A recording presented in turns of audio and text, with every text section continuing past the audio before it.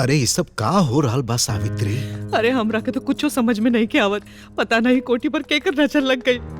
पहले हमार देवरानी कमला, ओकरा बाद दोनों पहुना, तीनों मर गए। का करी जी? अरे विधि के विधान के आगे केकर चलेला हैं? जितना जेकरा जिए के लिखल रहेला उतने न जिही। रुकी।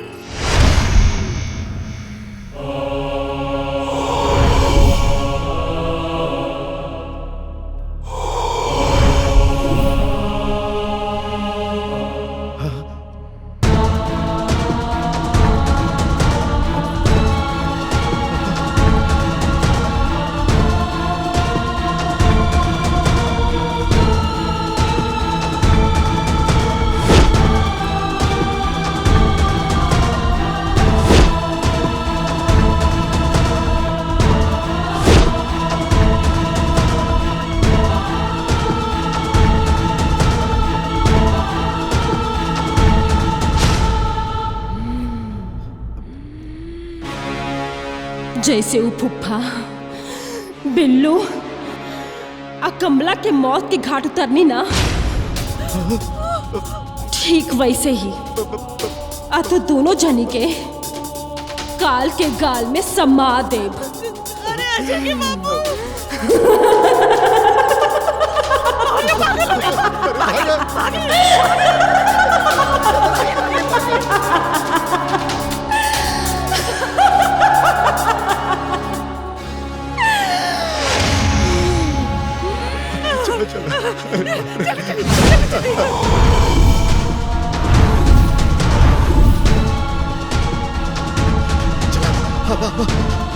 चला जल्दी चला।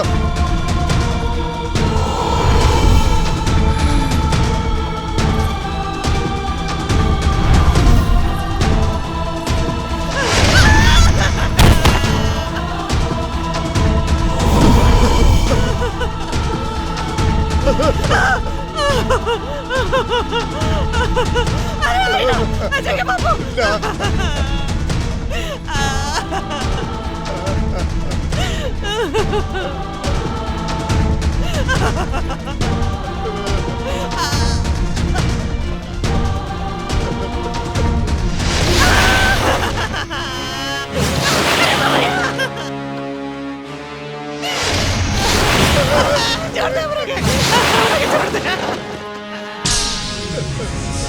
अरे हमरा के छोड़ दे।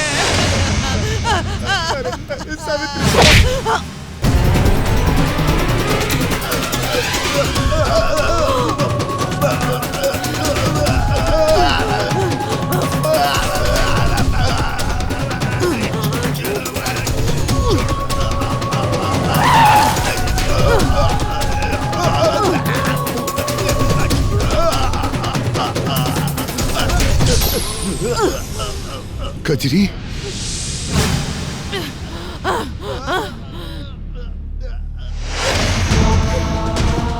कजरी हम कहते नहीं छोड़ तन करके ना, ये लोग हमार कातिल बाड़े। कजरी पहले इनकरा के छोड़ा। हम ही लोग के जिंदा ना छोड़ब। जैसे ई लोग हमके मारले बड़े, वैसे ही ई लोग के भी मरे के पड़ी।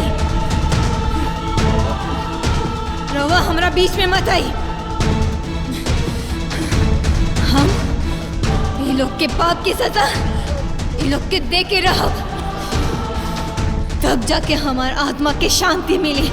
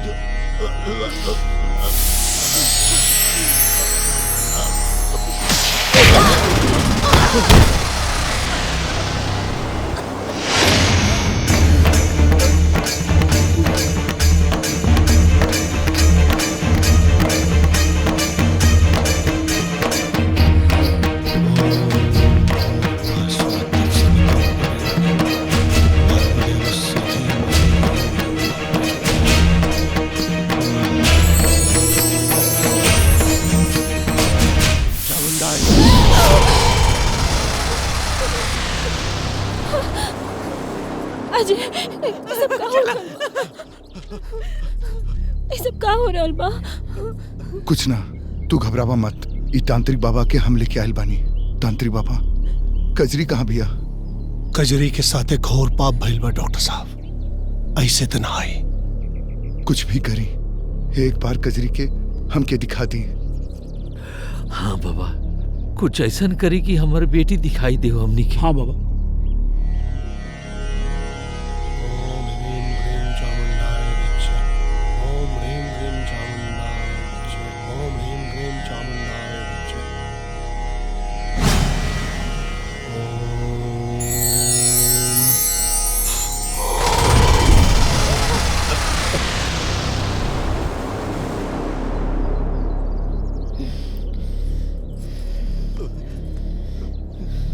इन लोगों को माफ कर दो,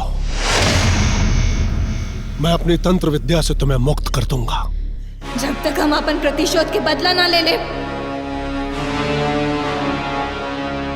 तब तक हम यहाँ से कहीं ना जाए।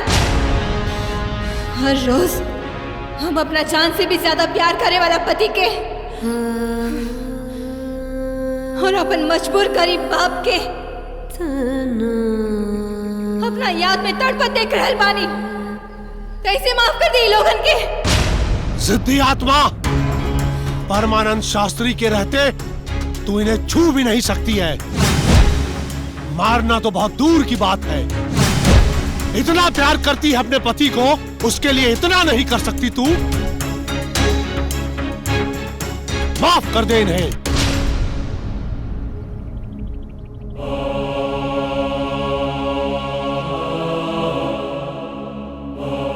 ये हमार संसार रहे, हमार खुशहाल संसार के ये लोग। बिल्लू, इला पैसा ले जाके बढ़िया से घर बनवावा। हम और कमला ई कोठी के एक एक पैसा नोच के खचोट के सब भेजत रहा। एक दिन ई कोठी के कंगाल कर दे, ओकरे बाद हम और कमला चलब। भैया, ऐसा थोड़े दिन यहाँ पे कब्जा रखा आए, तबले अपनो कोठी बन जाई। अरे लेकिन ओकरा खातिर नो खूब दिमाग लगा के काम करे के पड़ी। बड़ा दिमाग लगा रहल बानी रवा लोग।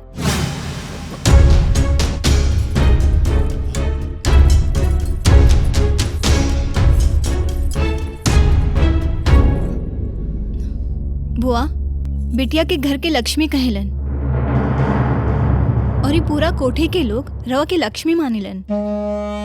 एक घर में रवा के इतना मान सम्मान मिलल और रवा ये घर के लोगन के साथ धोखा कर रहल बानी।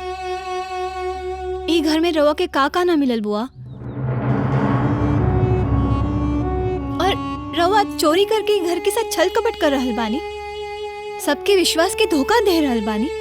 अगर रवा के कौनो चीज की जरूरत रहे तो दादाजी से कहा देती, वो खुशी खुशी दे देती रवा लोगन के। रवा सब लोग ही घर के विश्वास के धोखा दे रहल बानी। हम अभी सब दादाजी के बता दे। राजल, माफ कर दा, हमरे से गलती हो गई। ई बात बाबूजी के मत बताइयो। अब ऐसा गलती ना हुई, माफ करता। ऐसा गलती दोबारा ना होके के चाहिए, ना तो रवा लोग कोठी में ना कोठी के बाहर नजर आए।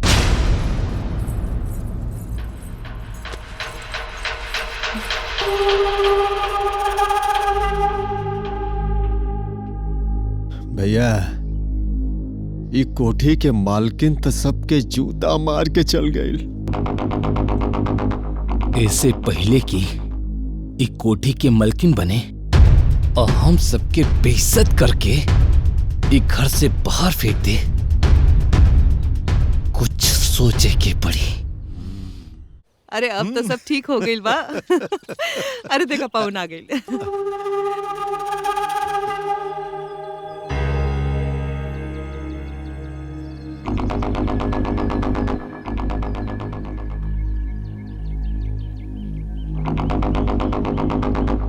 का बात बा पाहुन?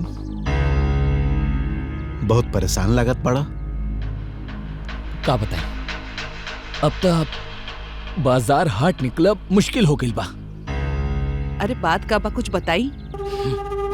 का बताई, जौना के औकात नहीं रहा सामने खड़ा होके के, आज वो भी हरवा चरवा, दूध बेचे वाला, सब्जी बेचे वाला, अरे यहाँ तक कि जूता चप्पल बेचे वाला भी रिश्तेदारी निकाल रहा बा। और इस सारा बेइज्जती होता उस चढ़ावा के बेटी कजरिया का वजह से। पता बा, अब तक गांव समाज में भी हमनी के नाक कट गइल बा। अब का कहीं हम, ये बताई हमरा के कुछ समझ में नहीं आवत। अरे इतना बड़ कोठी बा, एहिजा त बहुत कुछ हो सकेला। रउआ लोग केवल हमनी के साथ दें बस।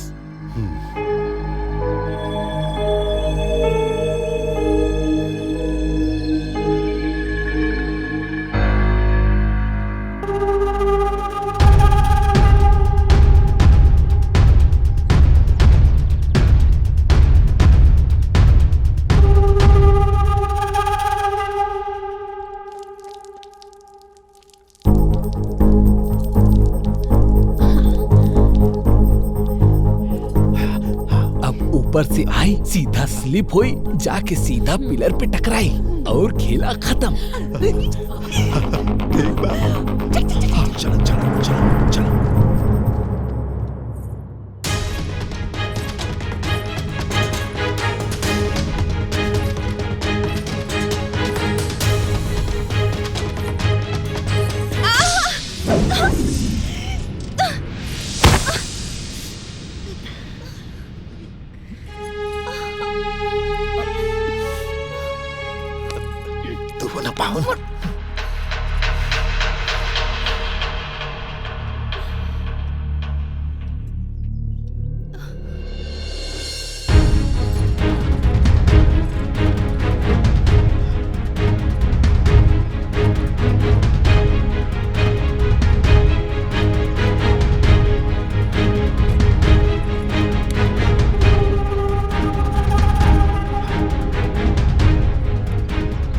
अबू आई कपड़ा डाले, ऊपर चला। चलो चलो चलो, ऊपर से देखल जाए।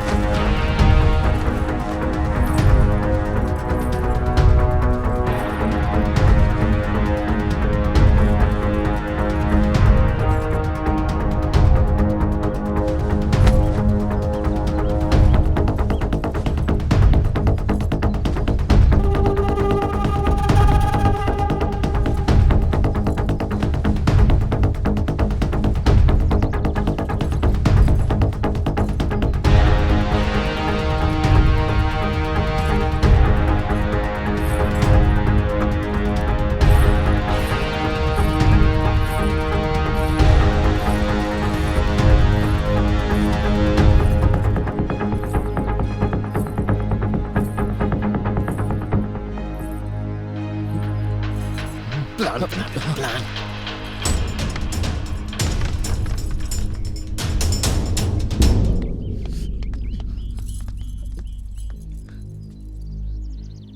अरे पगला, लाइट नहीं खे तो करंट कहाँ से लागी? अरे नतिया लाइट में कभी कोई टकर रहल। हाँ, एक मिनट, अब ही ई राम भरोसे के पास बहुत आइडिया बचल बा। आइडिया आई सुनी।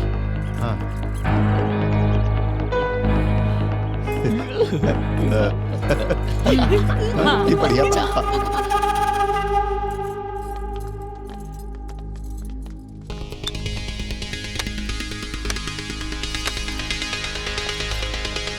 बंद करा। अब वो यही आई और जैसे माचिस की तीली जलाई वैसे स्वाहा।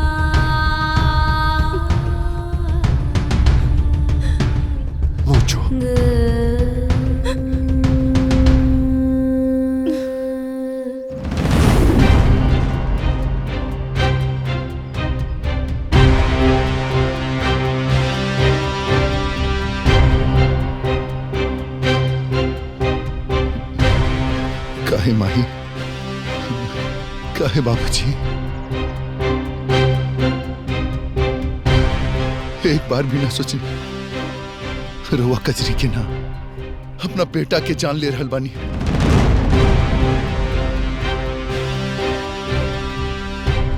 एक बार भी ना सोचने की कजरी के कुछ हो जाए तो हमार का हुई। हमरा के माफ कर दे बेटा, हम खुद उन लोगों के चक्कर में आ गए। उन लोगों की वजह से हमारी बुद्धि भ्रष्ट हो गई है। हमरा से बहुत बड़ गलती हो गई। हमरा के माफ कर दे, हमरा के माफ कर दे। हम के जे तोहनी के माफ करी। अरे तू लोग तो ऐसा पाप कैले बाड़ा कि तोहनी के भगवान भी माफ न करी।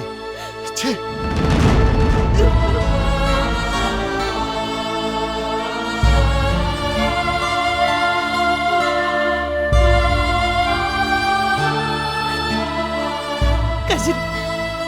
हमरा के माफ कर दे बेटी। हम जानता नहीं कि हम बहुत गलत कहे, नहीं बहुत गलत। हमरा के माफ कर दे। अगर तोरा के ऐसी मुक्ति मिली ना कि तू हमरा के मार के, तो हमरा के मारता, हमरा के मारता, हमरा के मार दे, लेकिन हमार बेटा और बहू के कुछ मत करिया। करवा हमके हमारी जिंदगी वापस नहीं सकता नहीं। हमके हमारे पति से वापस मिला सकता नहीं।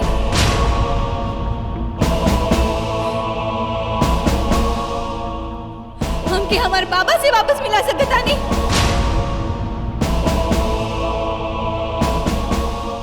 कैसे माफ कर दी तू दोनों के?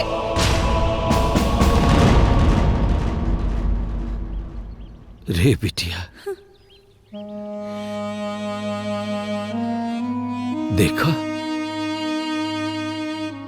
क्षमा किला से बड़ा कोनो धर्म ना होला।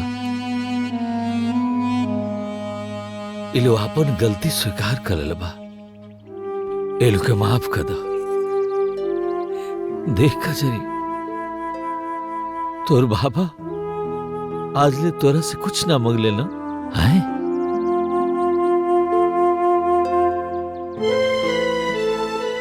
ये लोग के माफ कर दे। तुम्हारे साथ जो हुआ कजरी बहुत गलत हुआ, लेकिन पश्चाताप के आंसू से बड़ा पाप धुल जाता है।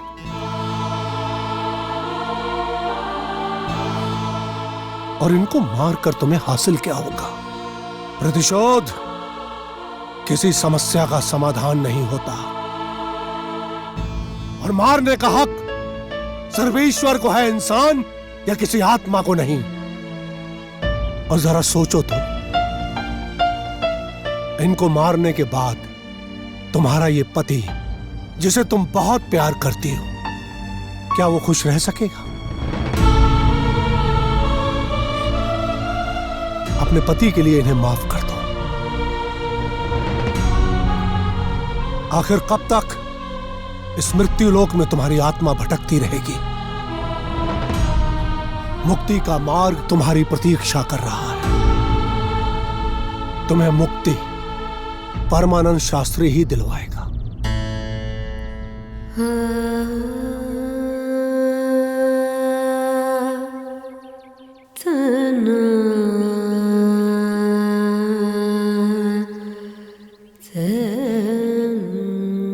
हे जी, हम रवा से वादा कहले रही जीवन भर साथ निभावे के, लेकिन हम अपन वादा पूरा ना कर सकनी। हमके माफ कर दी, लेकिन हमके रउआ से एगो वादा चाहे। अंजलि के पत्नी होके के सारा सुख देब रउआ, और अपन जीवन में खुश रह। वादा करी।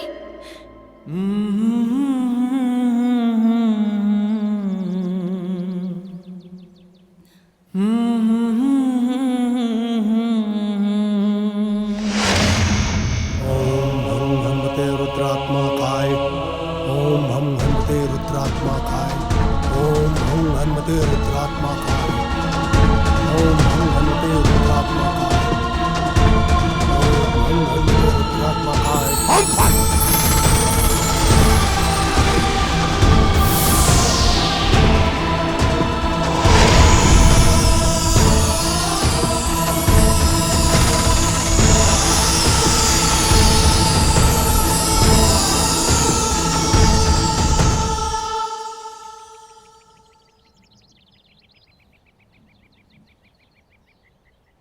आपन पसंदीदा फिल्म देखे खातिर डाउनलोड करी दंगल प्ले ऐप।